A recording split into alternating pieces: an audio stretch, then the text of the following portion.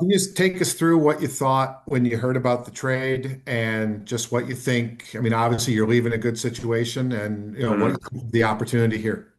Honestly, I didn't know what to think at first. I mean, it's been a crazy last couple weeks. Just from talking to Lawrence Frank and my exit meeting and what they were telling me. Yeah, it was something that like I knew was a possibility just from like them communicating that teams were interested in, inquiring about me, whatnot. But I know it was made to seem like wasn't a high possibility of happening, and that they valued me and they wanted me to be a Clipper, and we're going to figure out what the extension looks like and extension talks and things like that. I was in Europe at the time, so we were waiting until I got back. Um, and then when I got the call and said I was traded, obviously it's a shock because you're not expecting it. You just had a career year, and you like to believe that you're going to think you're going to have some extension talks and things when you're back. But hearing that it was Miami, I was really excited. Like you said, I've had a couple guys that I've played with play for the team, the organization. They've said amazing things about the city, about the fans, about the organization. And then just thinking back to like my childhood and being a big fan of Dwyane Wade and watching the Heat growing up and wanting to play for the Heat organization as one of the teams is a childhood dream that you want to play for. It's definitely a cool full circle moment for me. But yeah, I was shocked to see that I was traded in here, that I was traded, but I'm excited about the opportunity. Norman, like you said, one more for me. Like you said, you are coming off a career year. What went into that? I mean, why is this version of you the best version of you that we've seen so far? Thank you. Yeah, I think honestly, it's just the opportunity. I'm extremely hardworking. I think going into Miami, I fit the culture perfectly. Just that grit, that competitiveness, putting in the work, the extra work, the late nights, early mornings. That's who I am to a T. I've hung my hat on putting in and working on my craft and my skill set, making my weaknesses my strengths even better. So I think for me, it was all about the opportunity. When you're coming into different organizations and they're built for competing for a championship. They have their franchise guys and guys that they're building around. So you have to play a role. And that requires sacrifice. And throughout my career, I've been blessed to be on playoff teams that want to win for win a championship and compete. And they see me as a winning piece, and that requires me to sacrifice my game to fit around the guys that they're featuring. So I think that's what it was. A lot of sacrifice in my career, taking a back seat to those guys, and give myself up to help the team win. And this year, having the full opportunity and chance to really showcase my game and what I can fully do when given the opportunity, and having a bigger leash to go out there and make mistakes and learn, and go out there and be a focal point for a team. All right, up next we have Ira Winderman, Sun Sentinel. Go ahead. Hey Norman, first of all, welcome. I'm just curious. You began your career as a defender in Toronto, and you were looked that way. I don't want to say you come full circle, but now you're seen more as a streak scorer, that type of player. You excelled as a sixth man 3 and 2 years ago, fourth place in that voting. Then you got a chance to start, showed you could do that. What do you want to be at this point, and who are you at this point? Does it bother you when people say, "Oh, he's a scorer," or "Oh, he's a sixth man"? What do you see yourself, especially honestly, in a contract year? I see myself as a guy that, obviously is a plug and play, but I see myself as a key guy, a 1-2 option that can and help carry a team to win. I'm a basketball player.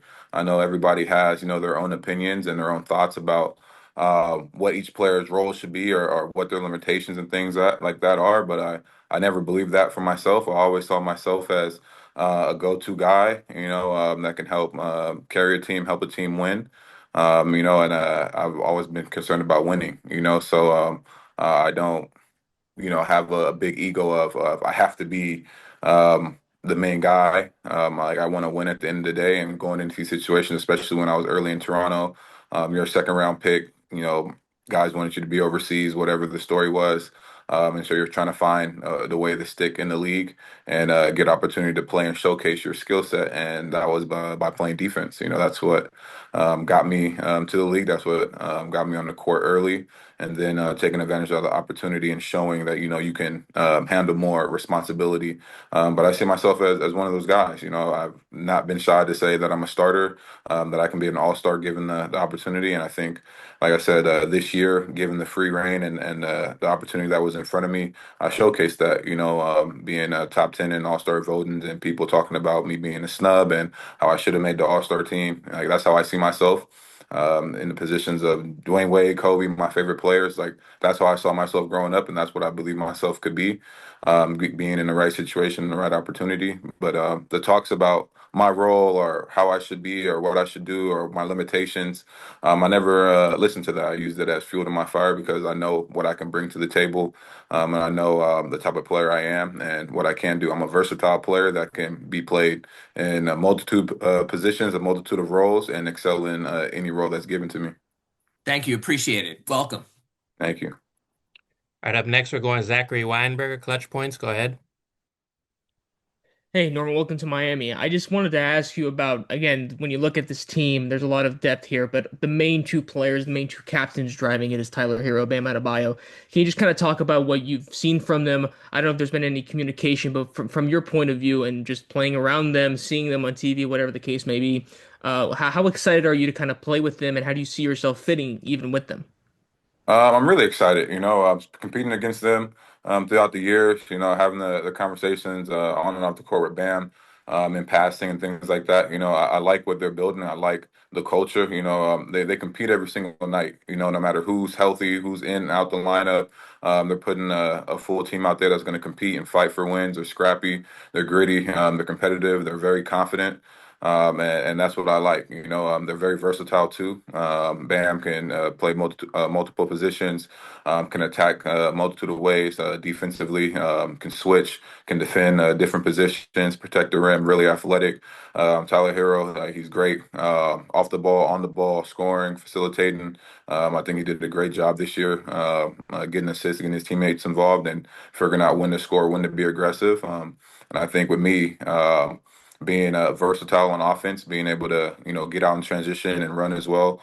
Fast-paced team, be able to push the pace and move off the ball with catch and shoots coming off pin downs, and then being able to operate in the pick and roll as well, get downhill, putting force on the paint. I think that will open up opportunities for guys to have catch and shoots, for teams to have to worry about me attacking the paint and putting pressure on that rim. With my attacking ability, opening up lob threats and stuff like that with me and Bam in the pick and roll, and taking some of the pressure off of those guys, just with the way I'm able to operate off the ball, being a guy that can initiate plays and attack that way, but also being a guy that can finish plays on the second side of the offense.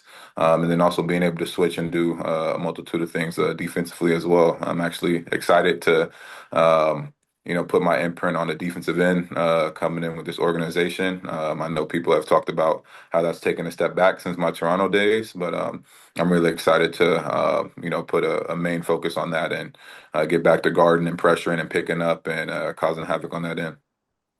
Thank you, and welcome again. Thank you. All right, up next, Wes Goldberg, Locked On Heat. Go ahead. Hey, Norm, welcome to Miami.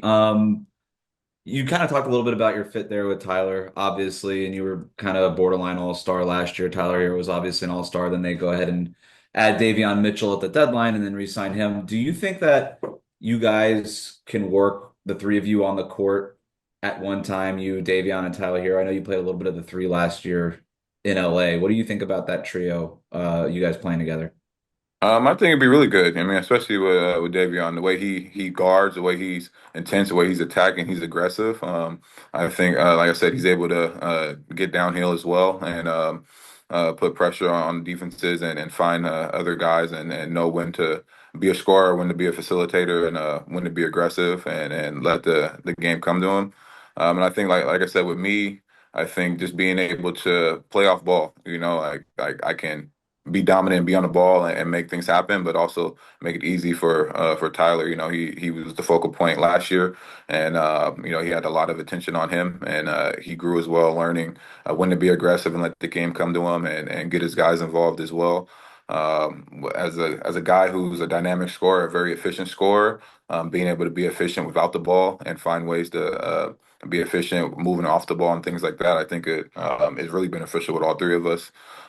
Being able to be out there offensively, and then defensively, just being able to switch and help and communicate and talk, and be a team that can kind of pick the pace up.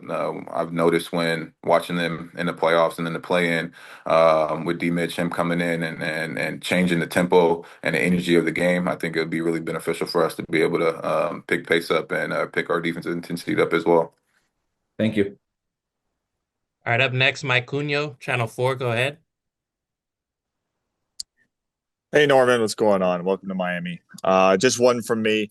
I noticed a lot of Heat fans have been excited about trading for you here. I also saw a lot of people on social media say you're an underrated player. I'm just wondering if you ever viewed yourself as underrated in this league.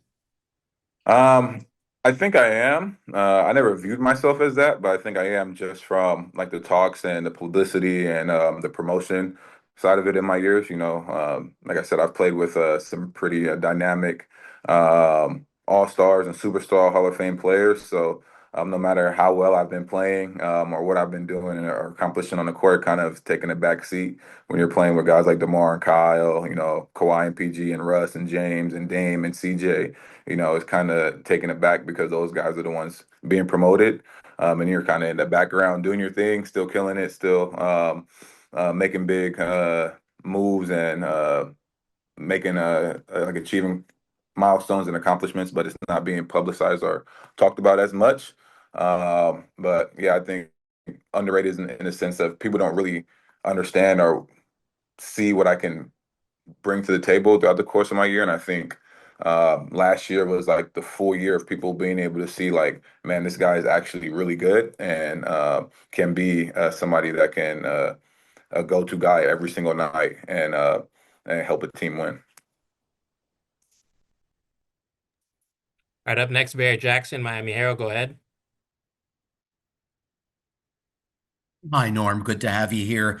I wondered if you had a chance to talk to Spo yet or to Pat Riley and the feedback you got from them. Yeah, I haven't got the chance to talk on the phone. When I got traded, I was in Europe, and then flying back, and then my nephew was born. So it's been crazy last 48, 72 hours for me. Today, after I got all my medical stuff done, I was able to talk to Pat on the phone. But everybody's text from Spo to Pat and the coaching staff, everybody in the organization. They're super excited. They've mentioned how they've wanted to get me and have tried to get me for several years now. And so it's always good to have that initial energy and excitement when you're traded to a new team, that they actually want you and had their eye on you for a long time now. And talking about how they see that you can fit into this team and help them move forward and get over the humps, and seeing how you can make an impact just with my scoring and being dynamic, and just my versatility and being able to do a bunch of different things on the floor that can complement the guys that they already have. So I'm super excited. You know, like I said, it's always good hearing that going into a situation where they really want you and have been wanting you. And there's a lot of opportunity, and they can see me filling that void. Yeah, it's been good. Pat's talked about my game. He likes my little floater that I've developed over the years, and just being able to work on both sides of the floor, Tyler on one side, me on the other, and being able to operate when teams are focused in, double teaming other guys, and being able to, like I said, put pressure on the rim on that second side, or even being a ball handler. Thanks so much, Norm. All right, up next, Brendan Tobin, WQAM, go ahead. Hey, Norm, welcome to Miami. Just going back to you said about your D Wade, you know, growing up and watching him a little bit, saw him on social media, was excited to see you joining the organization. Even as a guy who's competed against him, I guess, what does that mean to a guy that you admired? Seems like he's pretty pumped to have you in an organization he obviously flourished in. Yeah, it's amazing. Honestly, it's still crazy to me. I actually saw him when I was in Europe and in Cannes for Sports Beach. So I got to talk to him a little bit. And having a guy that you've like modeled your game after, playing style, being able to attack, being a 6'3". I've talked about it on podcasts and interviews before. How I've taken the mentality of Kobe and just the approach of sacrifice and putting in hourless. Uh, Amount of time on your game and your craft, and then taking the skill set and D Wade and obviously putting my own twist to it, but taking moves and different things from him, implementing it into my game, and talking to him and seeing how he watches my game and knows my game, and he's proud of me and what I've been able to do and accomplish, and that he was a motivating factor in my basketball career. And then literally 2.5 weeks later, I get traded to the Heat, and seeing him comment under the post, and then I texted him about it, and he was excited about it. So I think it would be good, especially now playing for the same organization. And lastly, we have David Lang, WPLG. Go ahead.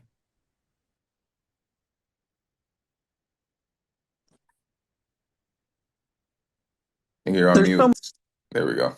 Unmute it.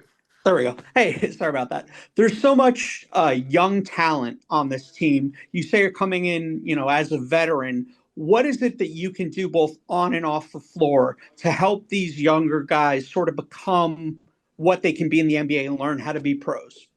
I think the biggest thing that I've learned in my 10-year career going on 11 is just continuing to pass down knowledge the same way it was given to me as a young guy coming in from the vets that I had in Toronto: DeMar, Kyle, Patrick Patterson, James Johnson.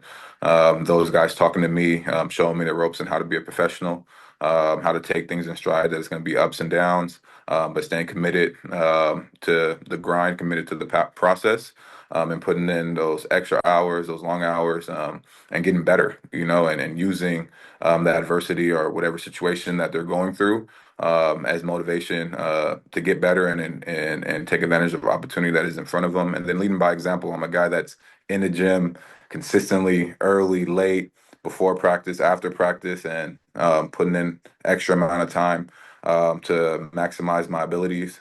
So leading by example that way. There's nothing that they can put me through or tell me to do that I haven't or won't do myself. So leading by example and showing them the ropes and how to get better and how to take advantage of the NBA and the game of basketball itself, and how it can provide for you on and off the court, not just financially, but as a person as well. I think that's the biggest thing, just being able to pass down knowledge and how to take advantage and be ready for the opportunity when it comes, because it is a long season. I know how it feels to be not play. I know how it feels to play and then be benched and not play at all, and work your way back up. There's not one role that I haven't been in or experienced. So just my knowledge and experience throughout my career, I can pass that down to them and help them figure out their own path and their own trajectory.